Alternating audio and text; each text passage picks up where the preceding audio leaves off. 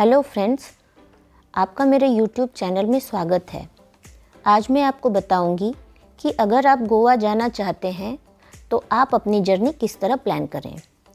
आपको कितने दिन की ट्रिप रखनी चाहिए। अक्सर लोग कंफ्यूज रहते हैं कि हमें नॉर्थ गोवा जाएं या साउथ गोवा जाएं। तो ये कन्फ्यूज़न क्यों है और उन दोनों के बीच में डिफरेंस क्या है, आपको ये भी बता दूंगी मैं। किन किन सावधानियों को आपको ध्यान रखना चाहिए, आपको ये भी पता चलेगा किस सीज़न में जाएं और क्या क्या घूमने लायक है। आज इस वीडियो में आपको सारी इन्फॉर्मेशन मिल जाएगी। गोवा इंडिया की टॉप टूरिस्ट अट्रैक्शन में से एक है। यहाँ टूरिस्ट आपको हर सीज़न में देखने को मिलते हैं। यहाँ पर आने के बाद आपको ऐसा लगेगा कि यहाँ पर लोकल लोगों से ज़्यादा टूरिस्ट की पॉपुलेशन है। इसका सबसे बड़ा कारण है यहाँ का कल्चर, यहाँ पे लोगों को जो फ्रीडम मिलती है और यहाँ पर लोगों की कितनी सेफ्टी है। इसके बारे में आपको वीडियो में सारी डिटेल बताऊंगी। सबसे पहले बात करते हैं कि आप यहाँ कैसे पहुँच सकते हैं। गोवा देश के सारे हिस्से से रोड, ट्रेन और फ्लाइट से वेल कनेक्टेड है। गोवा में जो एयरपोर्ट है वो डेबोलिम में है, जो कि पंजिम से 30 किलोमीटर पे है। अगर आप क्रूज़ से आना चाहते हैं तो आप मुंबई से गोवा के लिए क्रूज़ कर सकते हैं। हमने भी ये जर्नी एंग्रिया क्रूज़ से प्लान की थी, जो कि डेस्टिनेशन पे पहुंचने के साथ साथ बहुत ही एंटरटेनिंग थी। इस पे हमने एक वीडियो अपने चैनल पे डाला हुआ है, जिसमें आपको एंग्रिया क्रूज़ की सारी डिटेल मिल जाएगी। गोवा का मेन बस स्टैंड पंजिम में है और जो लोग आसपास से आते हैं वो आराम से बस से आ सकते हैं और बाकी के लोग टैक्सी भी ले सकते हैं। पंजिम गोवा की राजधानी है। पंजिम इसको पुर्तगीज़ लैंग्वेज में बोलते हैं। पहले इसको पणजी कहते थे, जो कि इंग्लिश लैंग्वेज थी। पौंजी यहाँ की लोकल लैंग्वेज है, लेकिन यहाँ के सारे ही लोग हिंदी में बिल्कुल कंफर्टेबल हैं। वो हिंदी बोल भी सकते हैं और हिंदी बहुत अच्छी तरह से समझ सकते हैं, इसीलिए आपको कोई प्रॉब्लम नहीं होगी। पणजी मांडोवी रिवर के किनारे पर बसा हुआ है। गोवा का मेन रेलवे स्टेशन मडगांव और वास्को डी गामा में है, जो कि साउथ गोवा में है। अगर आप फ्लाइट से आते हैं या अगर आप क्रूज़ से आते हैं तो जो डोमेस्टिक क्रूज़ टर्मिनल है और जो एयरपोर्ट है, दोनों ही साउथ गोवा में है। अगर आप गोवा आराम से घूमना चाहते हैं तो कम से कम आपके पास 3 दिन ज़रूर होने चाहिए। पहले दिन ट्रेन, फ्लाइट या क्रूज़ से पहुंचकर आप होटल में चेक इन करते हैं, फ्रेश होते हैं, दोपहर हो जाती है। उसके बाद आप लंच करके 1-2 घंटे आराम करके शाम को ही बीच पर जाएं। हम लोगों ने एक गलती की थी, हम दोपहर में चले गए थे और बीच पे जाके सनशेड में बैठने के लिए कम से कम 800 से ज़्यादा के फ़ूड ऑर्डर करने थे। अगर आप फ़ूड ऑर्डर नहीं करते हैं तो शेड में बैठने के केवल आपको 200 रुपये पे करने थे। उसके बाद भी वहाँ एंजॉय करने के लिए कुछ नहीं बचा।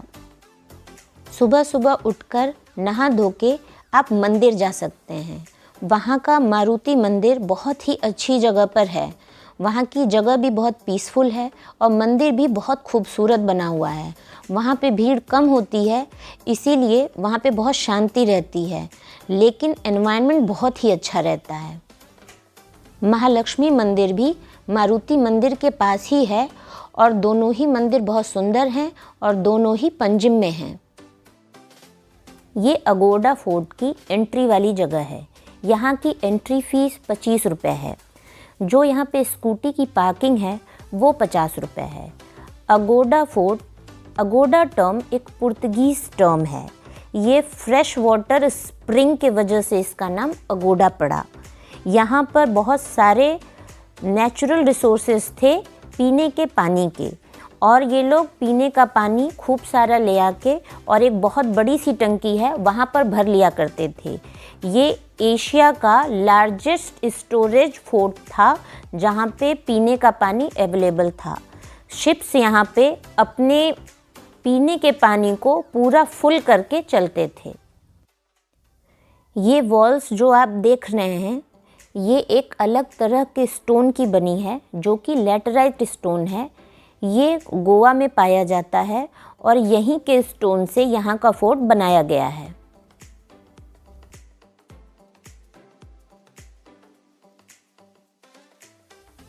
ये अंडरग्राउंड पानी की टंकी है जिसकी कैपेसिटी 23 लाख गैलन पानी की है। ये एशिया के लार्जेस्ट वाटर स्टोरेज में से एक है। आप ये अपर अगोडा फोर्ट को देख रहे हैं। ये जो वाइट कलर की बिल्डिंग आपको दिख रही है, ये लाइट हाउस है। पहले इससे लाइट निकालने के लिए ऑयल लैम्प का यूज़ किया जाता था, जो कि केवल 7 मिनट के बाद जलते थे। अब इसमें जिस लाइट का यूज़ किया जाता है वो हर 30 सेकंड के बाद जलती है। अगोडा फोर्ट की टाइमिंग सुबह 9:30 बजे से शाम के 6 बजे तक है। ये वीक के सारे दिन खुलता है और ये बेस्ट प्रिजर्व्ड पुर्तगीज़ फोर्ट है। अपर फोर्ट की एक ख़ास बात थी कि यहाँ पे पीने के पानी की टंकी थी और यहाँ पर सारे हथियार, गोला बारूद रखे जाते थे। यहाँ से डिफेंस सिस्टम को मेंटेन करते थे। यहाँ की बाउंड्रीज़ में बहुत सारे रास्ते हैं जो कि परेशानी में बचने के लिए, यहाँ से भागने के लिए काम आते थे। बहुत ही कम लोगों को इस बात का पता है कि अगोडा फोर्ट अपर भी है और लोअर भी है। अपर अगोडा फोर्ट को वाटर स्टोरेज सिस्टम और डिफेंस सिस्टम की तरह यूज़ किया जाता था और वहाँ पर लाइट हाउस भी था। और लोअर अगोडा फोर्ट पर शिप आके स्टे किया करते थे। अब लोअर अगोडा फोर्ट में 5 स्टार बीच रिसोर्ट है और ताज फोर्ट अगोडा रिसोर्ट है। इसमें स्पा भी है। यहाँ पर बीच बहुत ही खूबसूरत है। यहाँ पे भी लोग बीच पे बहुत एंजॉय करते हैं, क्योंकि बहुत कम लोगों को यहाँ का पता है, इसीलिए बहुत कम लोग यहाँ पे आ पाते हैं। नहीं तो जैसा कि आप देख रहे हैं, यहाँ पे कुछ लोग हैं जो कि एंजॉय कर रहे हैं और यहाँ का व्यू बाकी जगह से बहुत खूबसूरत है और लोगों के कम होने की वजह से यहाँ पे गंदगी भी थोड़ी कम है। लोअर अगोडा फोर्ट पे जो बीच है ये बहुत ही पीसफुल है और बहुत ही खूबसूरत है।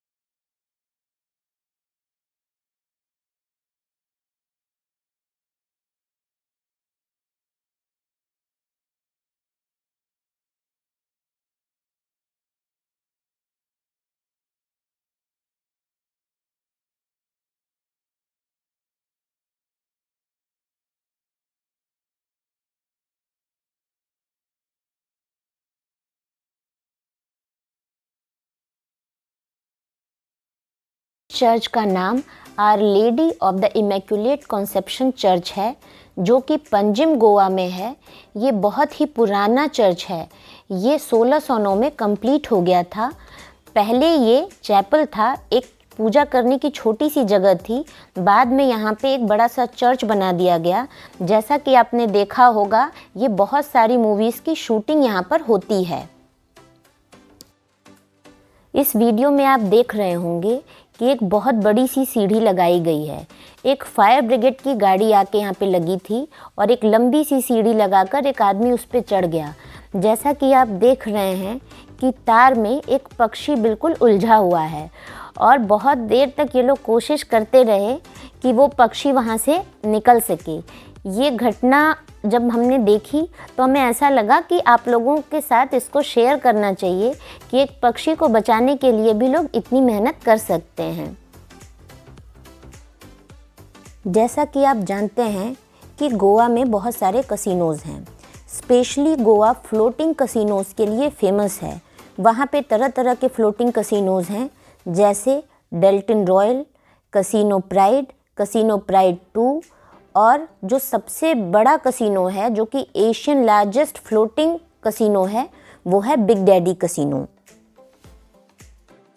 क्योंकि बिग डैडी कसिनो एशिया का सबसे बड़ा कसिनो है, इसलिए हमने उसमें जाना प्रीफर किया। जैसा कि आप देख रहे हैं, ये अलग अलग कसिनोज़ की बोट होती हैं, जो कि मांडोवी रिवर में किनारे पर ऑफिस होता है। उस ऑफिस से अपने अपने कसिनो पर अलग अलग बोट्स छोड़ देती हैं। और अगर आप ऑफिस पे जाते हैं तो आपका जो पहला वो होता है कि किस तरह की ड्रेस आपकी होगी, तो सबसे पहले आप फॉर्मल ड्रेसेस में रह सकते हैं, कैजुअल में भी रह सकते हैं, लेकिन आप स्लीपर्स नहीं पहन सकते हैं। उसके लिए आपको शूज़ पहनने होंगे, शॉर्ट्स नहीं डाल सकते हैं, अच्छे कपड़े पहन के जाइए। वहाँ पे एक ड्रेस कोड होता है। अगर आप कसिनो में खेलना नहीं जानते हैं तो आप शाम को 6 बजे के बाद ही जाएं, क्योंकि यहाँ पे शोज़ लेट नाइट चलते हैं और डिनर भी रात में शुरू होता है। जैसा कि आप देख रहे होंगे, सारे कसिनोज़ रात में कितने खूबसूरत दिख रहे हैं। तो इसमें जब भी आप जाएं तो आप थोड़ा लेट निकलें घर से, ताकि आप रात में सारे प्रोग्राम एंजॉय कर सकें। यहाँ पे डिनर भी रात में 8 बजे के बाद ही शुरू होता है। हर कसिनोज़ के टिकट का प्राइस अलग अलग है। बिग डैडी का सबसे ज़्यादा महंगा है। अगर आप वीकेंड्स पे टिकट्स बुक कराते हैं तो वो आपको बाकी डेज़ की अपेक्षा महंगा पड़ता है। टिकट्स में आपको फ्री बफे सिस्टम, डिनर और लाइव परफॉर्मेंस टिकट में इंक्लूडेड होती है। सब कुछ फ्रीली आपको देखने को मिलता है, खाने पीने को भी मिलता है, और मतलब खाने पीने के लिए काफ़ी कुछ होता है वहाँ पे, आप अच्छी तरह से खा पी सकते हैं। टिकट्स में ही अंदर गेम खेलने के लिए पैसे इंक्लूडेड होते हैं। क्योंकि अंदर फ़ोटो खींचना अलाउड नहीं था, इसलिए हम अंदर की रिकॉर्डिंग आपको नहीं दिखा रहे हैं। अंदर भी स्नैक्स और ड्रिंक्स खेलते वक्त प्रोवाइड किए जाते हैं। जो भी आपका टिकट है उसको लेकर आप अंदर जाते हैं और कैश काउंटर पर आपको देना होता है। उसके बाद आपको कॉइन्स या चिप्स मिलते हैं, जिसको आप कैश नहीं करा सकते, आप खेलने के बाद ही उसको कैश कर।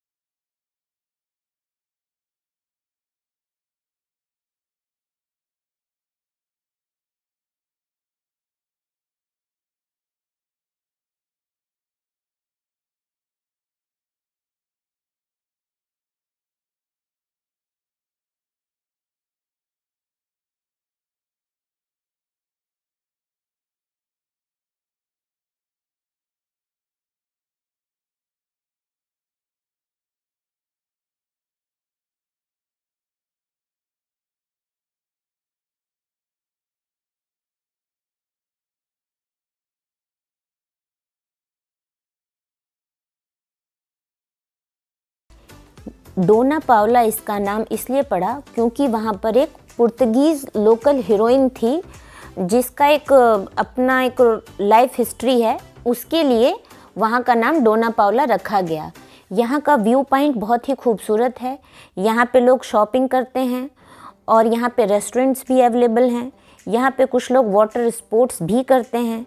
जब हम यहाँ पर पहुँचे थे तो हमारे साथ एक प्रॉब्लम ये हुई थी कि उस समय यहाँ पे रेनोवेशन चल रहा था और अंदर के एरियाज़ को बंद कर दिया गया था। इसीलिए हम अंदर का व्यू आपको नहीं दिखा सकते हैं, लेकिन यहाँ का जो व्यू आ रहा था वो थोड़ा कुछ मरीन ड्राइव जैसा था। बाकी जगह पे बीचेस हैं जहाँ पे आप लहरों को आते देख सकते हैं, और ये थोड़ा हाइट पे है, तो यहाँ का जो व्यू है वो बाकी जगह से अलग आता है। जैसा कि आप वीडियो में देख रहे होंगे, जितने भी लोग हैं वो गेट के बाहर ही अपनी फ़ोटोग्राफ्स ले रहे हैं। किसी को भी अंदर एंट्री अलाउड नहीं थी, इसीलिए हम अंदर नहीं जा सके। लेकिन यहाँ से भी जो व्यू है वो बहुत अच्छा आ रहा था। कुछ लोग वहाँ पर बोटिंग कर रहे थे, जिनको हम किनारे से देख सकते थे कि लोग यहाँ पे बोटिंग कर रहे हैं।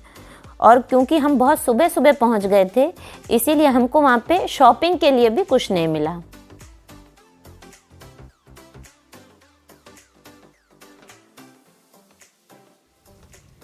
जैसा कि हम सोचते हैं कि जो साइंस सेंटर्स होते हैं वो बड़े एज ग्रुप के लिए नहीं है, बच्चे इंटरेस्टेड होते हैं। कुछ हमारे साथ ऐसा ही हुआ। जब हम साइंस सेंटर पे पहुँचे तो हमें प्लेनेटोरियम का टिकट नहीं मिला। ऐसा इसलिए था क्योंकि कुछ स्कूल्स की बुकिंग ऑलरेडी थी और वो प्लेनेटोरियम में अंदर मूवीज़ देख रहे थे जो कि 3D थीं। लेकिन हमने अंदर का टिकट लिया और हम अंदर चले गए। जैसा कि आप इस वीडियो में देख सकते हैं, आप एक जगह खड़े रहते हैं तो आपके 10-10 व्यूज़ उसी एक जगह से आते हैं। तो ये चीज़ें हमारे लिए भी बहुत इंटरेस्टिंग थी। यहाँ पे हमने देखा कि हमने जब बटन प्रेस किया तो देखा कि किस तरह से एक पहाड़ बनता है। ज़मीन कैसे पहले नीचे रहती है और कैसे वो धीरे धीरे धीरे एक पहाड़ की तरह बन जाती है।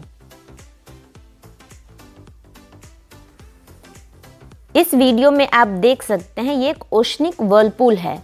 मतलब कि आप सुने होंगे कुछ लोगों को कि कुछ लोग अगर भंवर में फंस जाते हैं पानी के, तो वो सीधे पानी के नीचे चले जाते हैं। तो ये कुछ इस तरह से क्रिएटेड था कि पानी के ऊपर एक चीज़ जनरेट कर दी गई थी और वहाँ से एक व्हर्लपूल बनते हुए बिल्कुल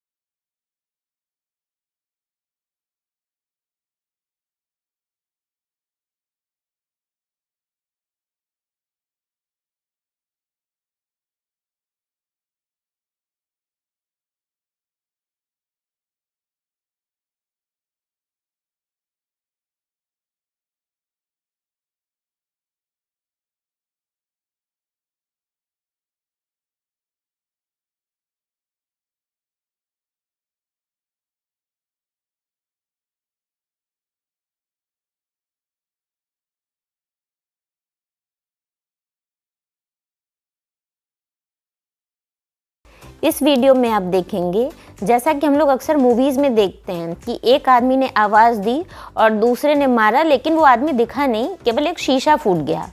तो यहाँ पे भी कुछ पेड़, आर्टिफिशियल पेड़ लगाए गए थे और जगह जगह मिरर्स लगे हुए थे। तो हमें समझ नहीं आ रहा था कि हमको रास्ता कौन सा है, हम कहाँ खड़े हैं, कहाँ ओरिजिनल कोई है, कहाँ पे शीशा है। तो ये देखने में बहुत ही ज़्यादा इंटरेस्टिंग था।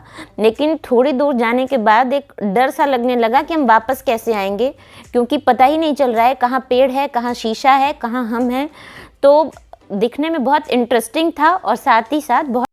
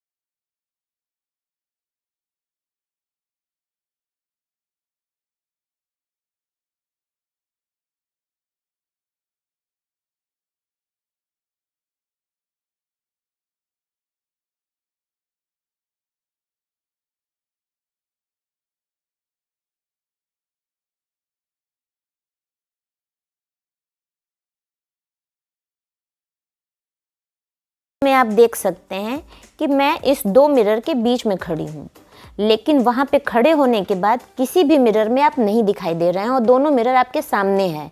और जब आप एक तरफ होते हैं तो एक मिरर में आ जाते हैं और जब दूसरी तरफ होते हैं तो दूसरे मिरर में आ जाते हैं। कॉर्नर पे खड़े होने के बाद आप किसी भी मिरर में नहीं दिखते। इस वीडियो में आप देख रहे होंगे कि सीधे खड़े होने के बाद आप उल्टा दिख रहे हैं और सेम एक तरफ आप सीधा दिख रहे हैं, एक तरफ आप उल्टा दिख रहे हैं। ये इन मिरर्स की एक खास बात थी। ये इसमें मिरर कुछ ऐसे अरेंज थे कि एक छोटा सा प्लेटफॉर्म था जहाँ पे आपको अपना फेस रखना था और उस पर रखने के बाद आप छोटे छोटे हर मिरर में दिख रहे थे और ये बहुत इंटरेस्टिंग था। हमको लेने में मुश्किल इसलिए हो रही थी क्योंकि मोबाइल भी साथ में रखना था और उसका कैमरा उस जगह पे आ रहा था, तो वो थोड़ा मुश्किल हो रहा था, लेकिन हम करके देख रहे थे। ऐसे ही ये चीज़ आपने हर जगह देखी होगी, इवन कई जगह देखी होगी जहाँ ऊपर से पानी नीचे गिर रहा होता है। बहुत देर तक ये पता ही नहीं चलता है कि आखिर पानी ऊपर कैसे आ रहा है। ये प्रॉब्लम हमारे साथ भी हुई, लेकिन बहुत देर तक